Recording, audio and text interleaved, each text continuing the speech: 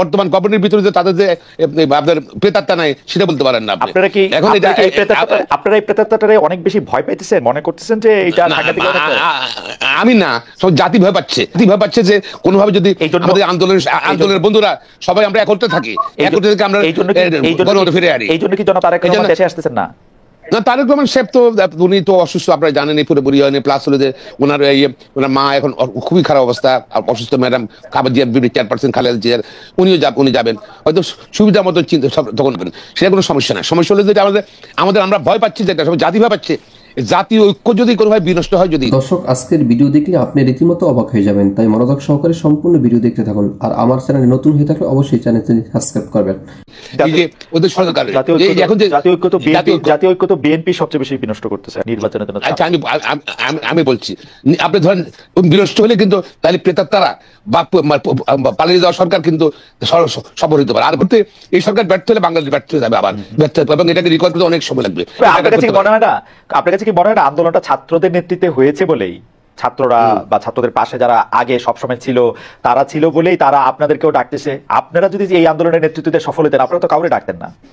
আপনি ধরেন এটা শুনেন, আপনি কি শুধু ছাত্ররা কি এরা কোন দল? ছাত্ররা যারা আন্দোলন নেতৃত্ব দিয়েছে তারা কোন রাজনৈতিক দলের ছিল নাকি? তারা তো নিরপেক্ষ ছিল, নিরপেক্ষ ছিল। কিন্তু এখানে কিন্তু যে সব ছাত্ররা, এখানে ছাত্র দল ছিল, কৃষক ছিল, শ্রমিক ছিল, রিক্সাওয়ালা ছিল, বা অন্যান্য রাজনৈতিক দলগুলো ছিল যারা পরিবর্তন করেছে, সমর্থন ছিল, যাদের কর্মীরা ছিল, ছাত্র কর্মীরা ছিল, সবাই মিলে, এবং দেশবাড়ি সাপোর্ট দিয়ে গেছে।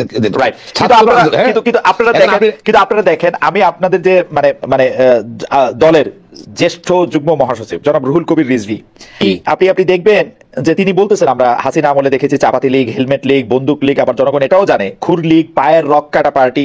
এরা কারা জনগণ কি জানে না? কারা পায়ের রক কাটে তাদের জনগণ ঠিকই চিনে। এটা এই সরকারের সাথে জামায়াত ইসলামের প্রতি ঘনিষ্ঠতা ইঙ্গিত করেই বলা হচ্ছে না?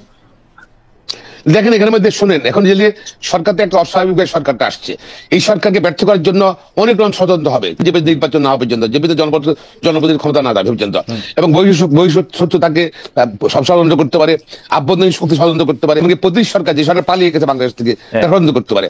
এবং এটা আবার সরকারের ভিত্তিতে কিন্তু এখন তাই মানে এটা নয় যে চিরদিন, আমরা দীর্ঘদিন থেকে এটা অনেক সরকার দেশ থাকবে, কারণ গণতন্ত্রের জন্য যুদ্ধ করেছে আমরা নাকি? এই জন্য তাদের সংস্কার শেষ করে জনপ্রতিনিধির কাছে ক্ষমতা হস্তান্তর করলে ক্ষমতা ডিসেন্ট্রালাইজ হয়ে যাবে, সীমিত ক্ষমতা। এই জন্য বিএনপি চাচ্ছে যে তাড়াতাড়ি, বা অন্য অনেক রাজনৈতিক দল চাচ্ছে, জনগণ চাচ্ছে।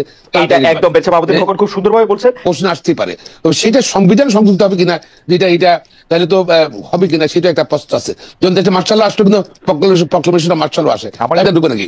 আর এখানে ধর যেটা হলো যে ৭২ সংবিধানে যেটা, সেটার মধ্যে অনেক ভুল থাকতে পারে, অনেক কারেকশন দরকার হতে পারে, সে ডিফারেন্ট থিংস। কিন্তু আপনি ধরেন ঘোষণা থাকা উচিত আমি মনে করি। তবে যদি এখানে যে ব্যাপারটা হলো আন্দোলন সবাই মিলে করেছে, নির্যাতন শিকার হয়েছে, খুন গুম সবই হয়েছে, এবং প্রতিবাদ কিন্তু ১৫ বছর থেকে চলছে।